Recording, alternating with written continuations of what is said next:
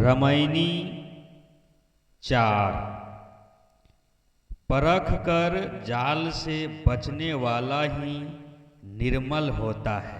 प्रथम चरण गुरु किन्न विचारा, करता गावे सिरजनहारा। कर्म ही कै कै जग बौराया, शक्ति भक्ति के बांधनी माया। अद्भुत रूप जाति की बानी, उपजी प्रीति रमैनी ठानी। गुनि अनगुनि अर्थ नहीं आया, बहुतक जने चिन्ह नहीं पाया। जो चिन्हे ताको निर्मल अंगा, अन चिन्हे नर भय पतंगा। चिन्ह चिन्ह का गावहूँ बौरे, बानी परी न चिन्ह। आदि अंत उत्पत्ति परलय, आपो ही कहे दिन। सृष्टि की सुंदर धुंधली कल्पना ऋग्वेद के नासित्य सूक्त में है। ये विषय अपने आप आगे 7वीं रमैनी में आएगा। इसका विवरण यहाँ नहीं दिया जा रहा है। अनंत देश काल व्यापी अनंत ब्रह्मांड को देखकर मनुष्य का मन किंग कर्तव्य विमूढ़ हो जाता है। वो भावुक होकर इसके रचयिता किसी देवी देवता की कल्पना करता है।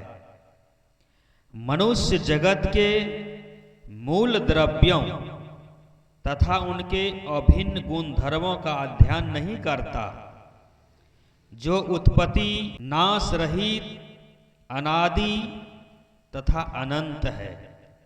वो भावुक बनकर किसी देवी देवता को इसका रचयिता मान लेता है।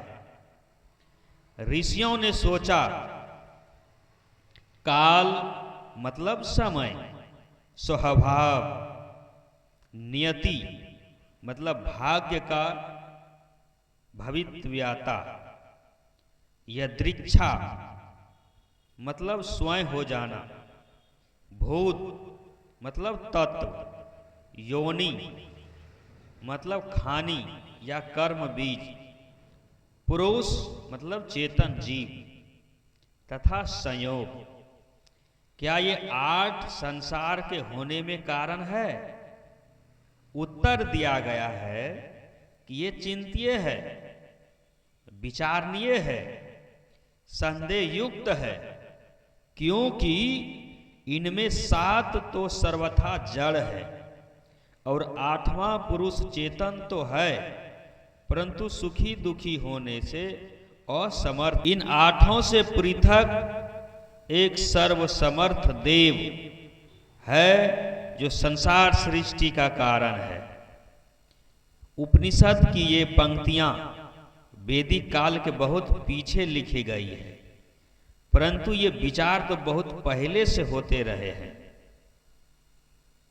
इसका श्लोक है, काल स्वाभो कालः स्वाभो नियति दृक्षा भूतानि योनिः प्रूष इति चिन्तयम् संयोगः एषामनो त्वनात्म भावात्मा अपैनिशः सुख दुख हेतुः। श्वेताश्वर उपनिषद का ये मंत्र है। काल, स्वभाव, नियति, यदृच्छा, भूत, योनि, संयोग तथा पुरुष, इन 8 को ऋषि जो चिंत्य कहते हैं, ये ही वस्तुतः जगत के कारण है। परंतु उक्त मूलाधारों से जगत की व्याख्या पेश करने के लिए मनुष्य को कठोर वैज्ञानिक धरातल पर उतरना पड़ता है। उसे निरस देखने वाले विवेक की कसौटी पर चढ़ना पड़ता है। इन तथ्यों से आदमी कतराकर और बच्चों सरीखा भावुक बनकर किसी देव की ब्रह्म की कल्पना करता है। और कहता है कि उसी ने संकल्प की फूंक से अनंत ब्रह्मांड को बनाकर खड़ा कर दिया। सदगुरु कबीर साहिब जी कहते हैं कि अनुभव गम्य उपलब्ध अनादि जड़ चेतन में उनके अपने अनादि स्वभाव सिद्ध गुणधर्म है, जिनसे ये अनंत ब्रह्मांड अनादि काल से विद्यमान है और अनंत काल तक विद्यमान रहेगा। जड़ चेतन मूल है क्योंकि वे अनादि अनंत एवं नित्य है। मूल का अन्य मूल नहीं होता, मूल स्वयं अमूल होता है। सांख्य दर्शन में आया है, मूले मूला भवात मूलम मूलम। मूल द्रव्य के अपने गुण धर्म भी अनादि ही होते हैं, उनसे ये जगत भी अनादि ही है। जगत की लीला वतु कैवल्यम कहकर किसी जादूगर की फूंक से इसको खड़े हो जाने की व्याख्या एक भोलापन है। पूर्व के अनेक ऋषियों एवं गुरुजनों ने जगत की व्याख्या जगत के गुणधर्मों में घुसकर नहीं की, प्रत्युतः भावुक दैववाद लादकर मनुष्य की चिंतन धारा को सुखा दिया और वे जगत से भिन्न किसी जगत रचयिता के गीत गाने लगे। सदगुरु कबीर साहेब कितना मधुर व्यंग करते हैं, करता गावे सिरजनहारा। ये लोग जगत रचयिता किसी कर्ता को गा रहे हैं। सदगुरु कबीर साहेब जी यहाँ उन्हीं गुरुओं को उद्धृत कर रहे हैं जिनसे देववाद का भ्रम फैल रहा है।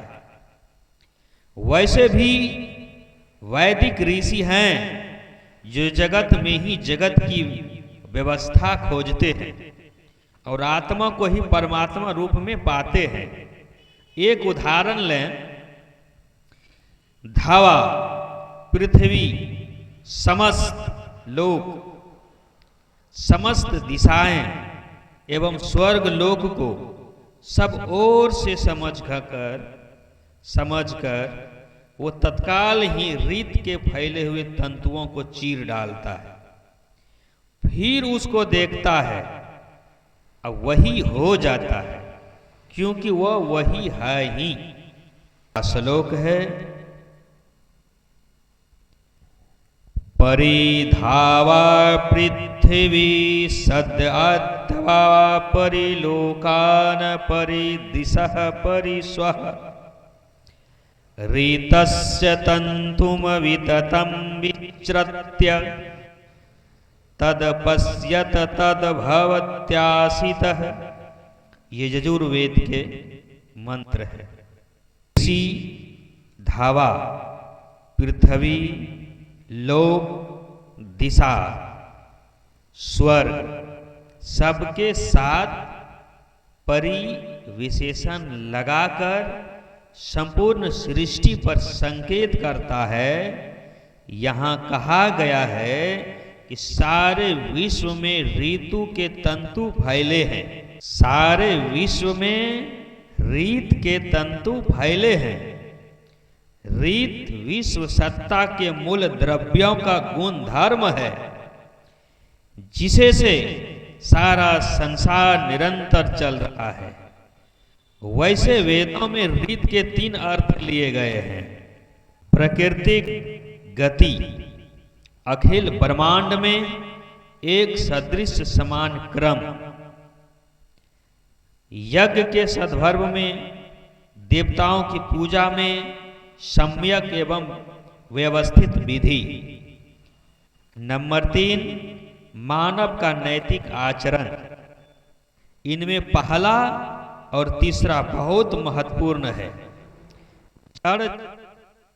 जड़ क्षेत्र में उनके गुण धर्मों से कारण कार्य की व्यवस्था तथा मानव के नैतिक क्षेत्र में पवित्र आचरण, यही रीत है। यहाँ ऋषि कहता है कि जो विश्व में सर्वत्र कारण कार्य की व्यवस्था रूपी रीत देखता है और वो फिर उसके फैले हुए तंतुओं को चीरकर जड़ क्षेत्र से पार होकर आत्म तत्व को समझ लेता है, वो कृतार्थ हो जाता है। ऋषि इसके लिए कथन की 3 उड़ानें करता है।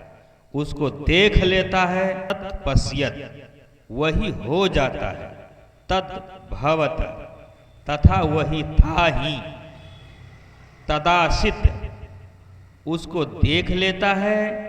ये कथन अपने से, आत्मा से अलग की ओर संकेत करता है, परंतु संसार के लोगों के परमोखापेक्षी स्वभाव को देखते हुए ऋषि पहले ऐसा ही कहता है, वह पीछे अपने कथन को आत्म तत्व के निकट लाता है, वही हो जाता है।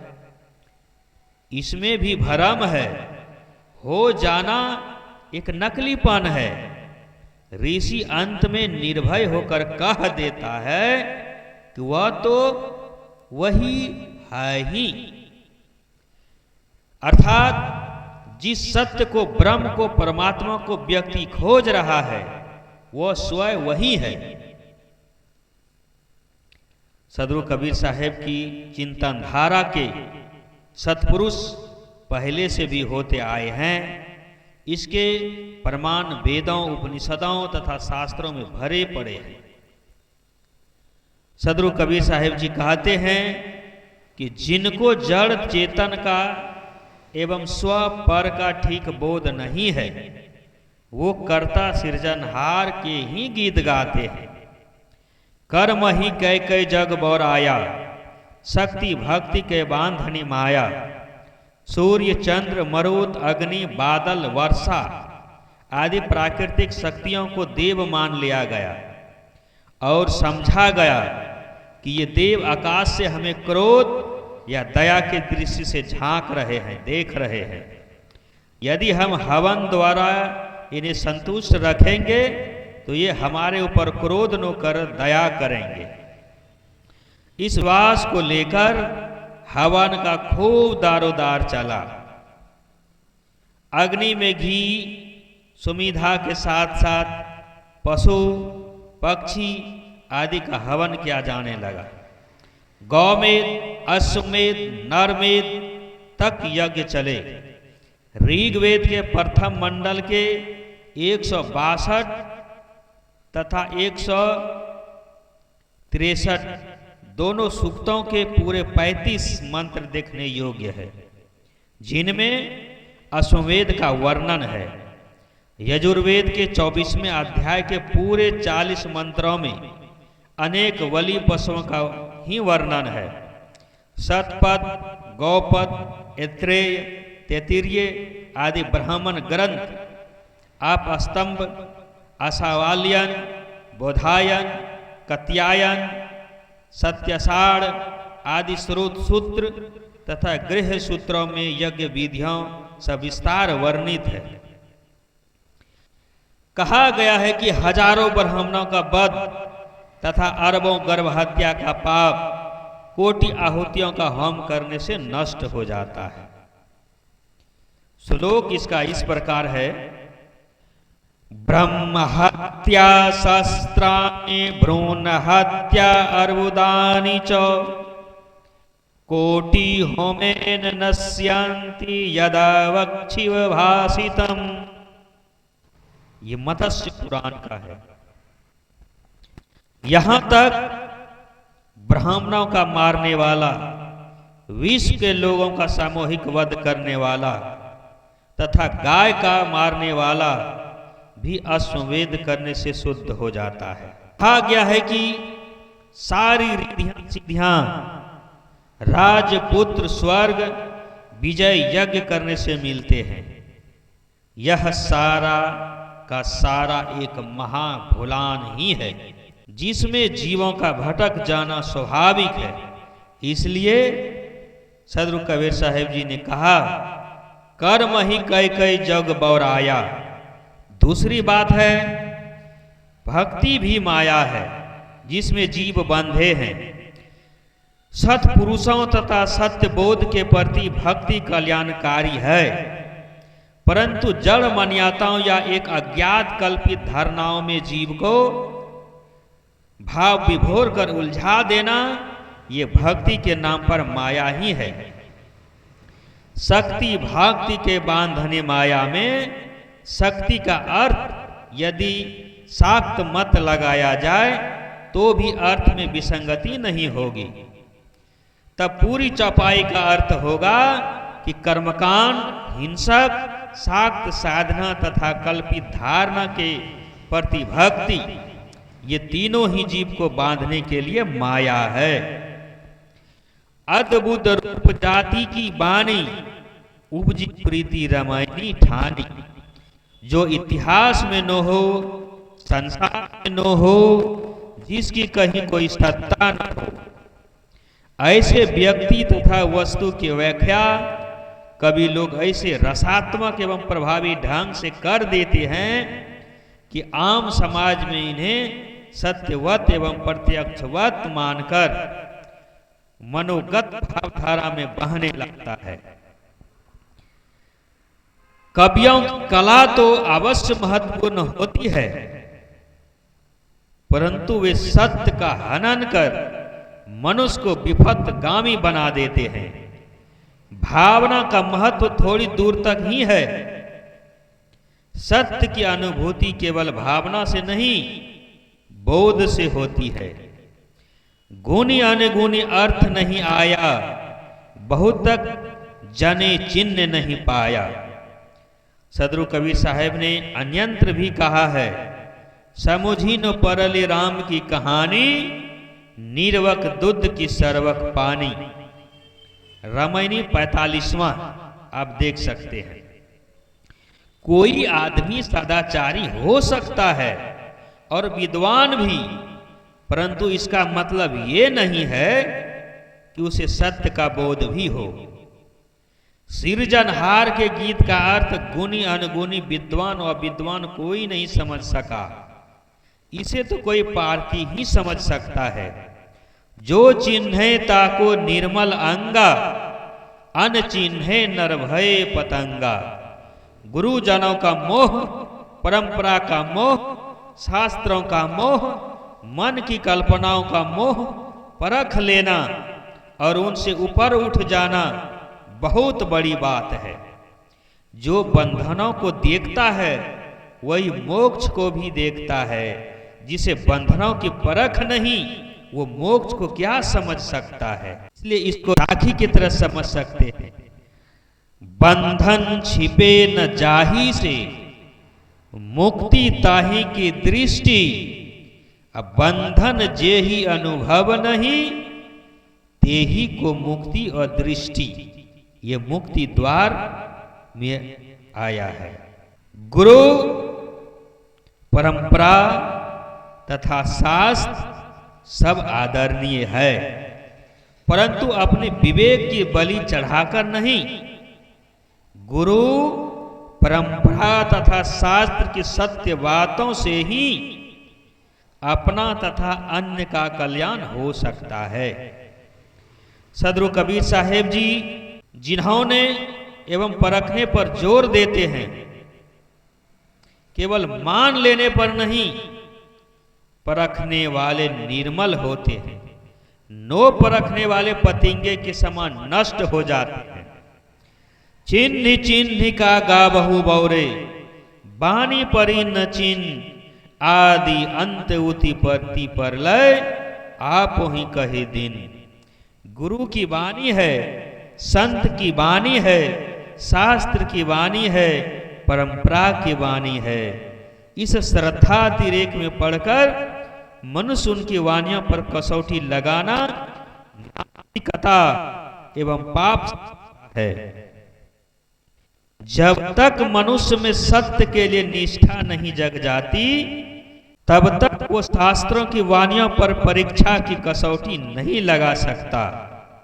और जब तक ऐसा नहीं होता तब तक सत्य का मोती नहीं मिल सकता।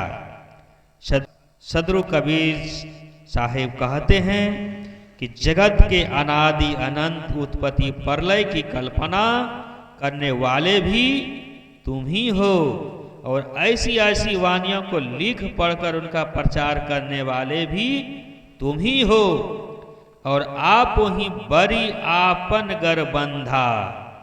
रामायणी 33 में देखिए, तुम स्वयं अपने वाणी जाल में उलझे हुए हो। चिन्ह चिन्ह का गावहु बौरे, इसका अर्थ है कि अन्य ढंग से भी हो सकता है। इसके पहले सदगुरु ने कहा है कि जो वाणी को चिन्ह लिया वो निर्मल हो गया, और जो नहीं चिन्ह सका वो पतिंगे के समान जलकर मर गया। तो मानो लोगों ने कहा हो कि हम भी वाणी को चिन्हते हैं, पहचानते हैं। ये सुनकर सदगुरु कबीर साहिब ने मानो उत्तर दिया हो कि हे पगले, तुम चिन्ह चिन्ह कर क्या गाते हो? तुम्हारा चिन्हना पहचानना धोखे में है। तुमसे वाणी का जाल पहचाना नहीं जा सका, इसलिए वाणी को पहचानो। बोलिए सदगुरुदेव की जय।